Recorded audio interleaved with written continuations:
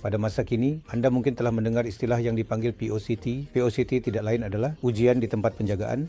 Bentuk POCT yang paling biasa tersedia adalah ujian glukosa darah yang boleh dilakukan di rumah anda, di klinik pesakit luar atau di hospital. Ia hanyalah sebuah peranti kecil yang boleh dibawa dalam poket anda. Anda mencucuk darah anda dari tusukkan jari dan kemudian darah itu diuji oleh peranti dan memberikan anda hasil yang hampir tepat mengenai glukosa darah anda. POCT juga boleh digunakan dalam keadaan lain. Pada masa kini, kami melakukan ABG atau gas darah arteri yang juga merupakan senario POCT. POCT atau itu mudah dan selamat digunakan, agak boleh dipercayai, boleh digunakan di mana-mana, dalam apa jua keadaan dan membawanya ke mana sahaja anda berada. Walau bagaimanapun, ia perlu diseragamkan. Anda perlu menggunakan syarikat yang standard. Anda perlu kerap berjumpa dengan doktor untuk memastikan peranti berfungsi dengan betul. Kerana dengan penggunaan berulang, kadangkala peranti mungkin mula memberikan hasil yang salah. Jadi apabila terdapat keraguan, peranti POCT perlu disemak silang dengan nilai makmal yang diambil dari makmal standard.